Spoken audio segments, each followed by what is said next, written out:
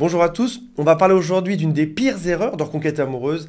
Ça s'appelle, de ce magnifique nom, le vomi émotionnel ou le vomissement émotionnel. On a parfois des émotions qui sont beaucoup trop fortes. On garde ça en nous, on garde ça en nous, et d'un coup, il faut que ça sorte.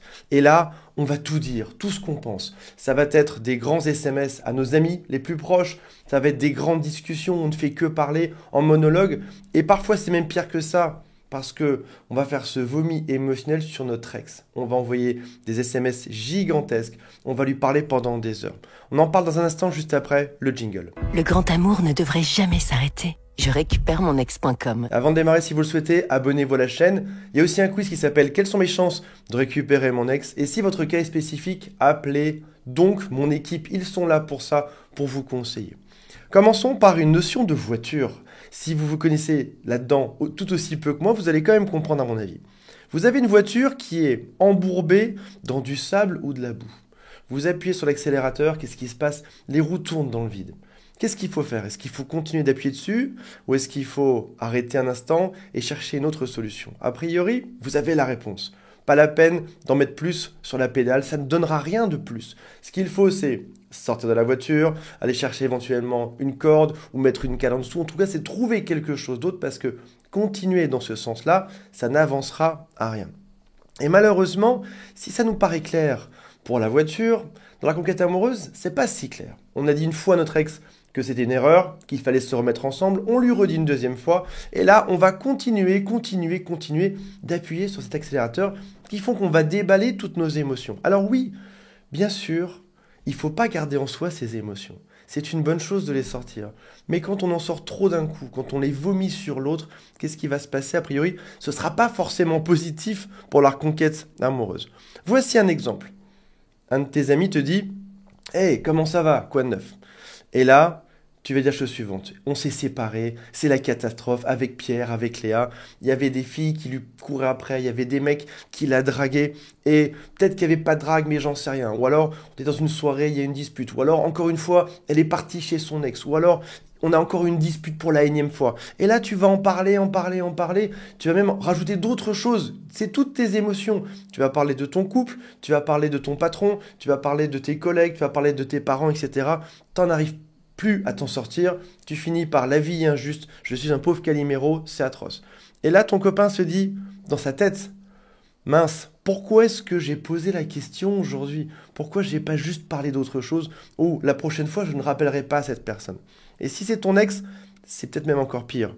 Typiquement, ça commence souvent par je sais que je ne devrais pas le faire, mais je vais quand même te l'écrire. Donc ça veut dire qu'au fond de toi, tu as quand même cette supposition. Au fond de toi, il y a une lumière qui s'allumait, qui s'est dit, dans toute cette noirceur, je sais que je ne dois pas le faire.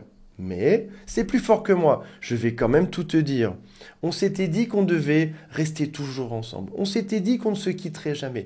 Tu m'avais promis il y a 3 mois que ça n'arrivera plus jamais. Je me suis excusé et blablabla, et patati et patata. Oui, c'est compliqué en ce moment, mais on peut le faire ensemble. On a le droit à une seconde chose. Et tu arrives sur un SMS qui fait à peu près 8 km de long.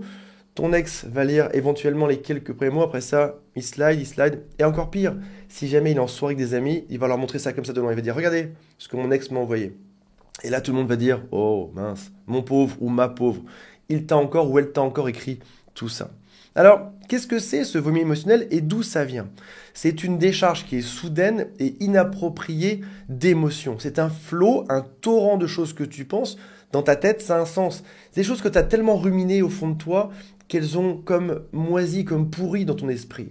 Et oui, si on prenait ça point par point, peut-être que ça aurait du sens, mais globalement, tu l'as tellement intériorisé que quand ça sort, ça n'a plus vraiment de sens.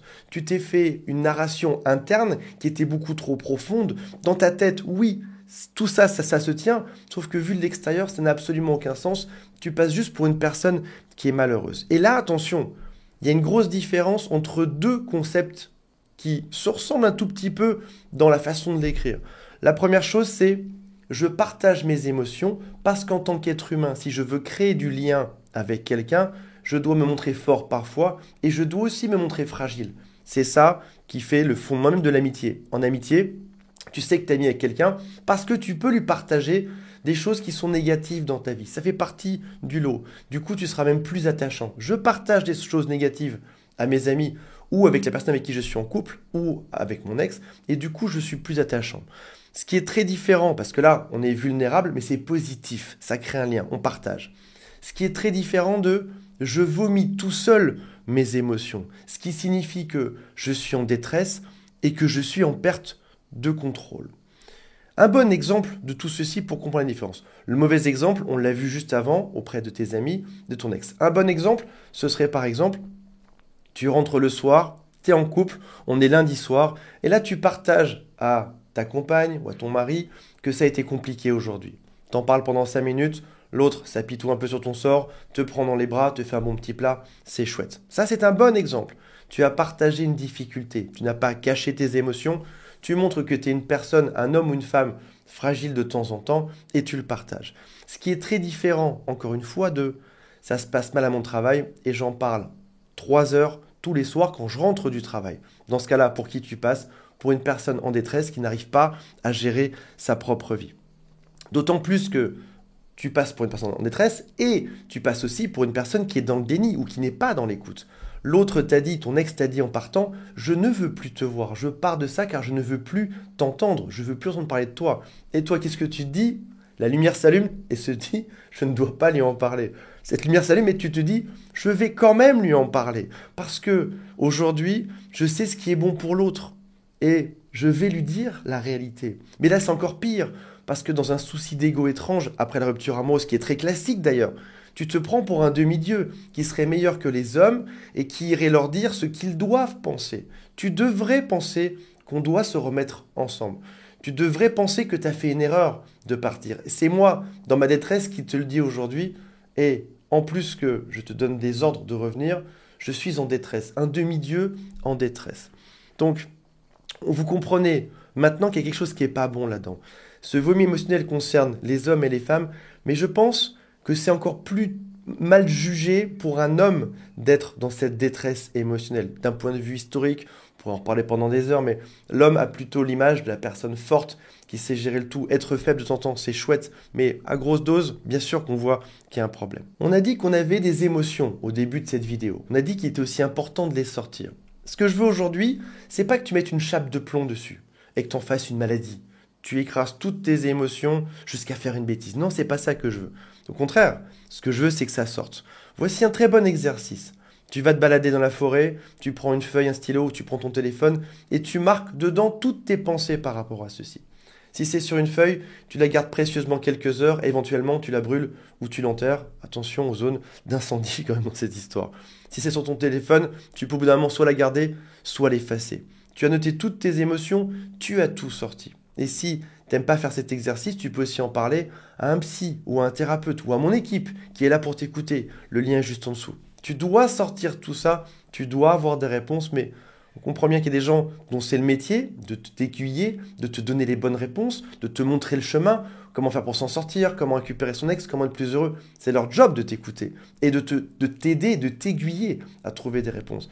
Il y a d'autres gens dont ce n'est pas le métier. Tes amis sont là pour te soutenir, bien sûr, mais pas pour t'écouter déblatérer pendant des heures et des heures. Ton ex qui veut partir, c'est peut-être encore moins son rôle aujourd'hui. Alors voilà, derrière ce titre de vidéo qui peut laisser perplexe, j'espère que tu en as compris quelque chose. Et la différence, encore une fois, c'est comme lorsqu'on lance une fusée, c'est du fine-tuning. C'est bouger un bouton doucement dans un autre sens. Là, je sens que je parle trop à cette personne de mes problèmes. Je vais réduire un petit peu le volume. Je vais moins en parler. Je vais plutôt faire d'autres exercices qui vont me permettre de me sentir mieux.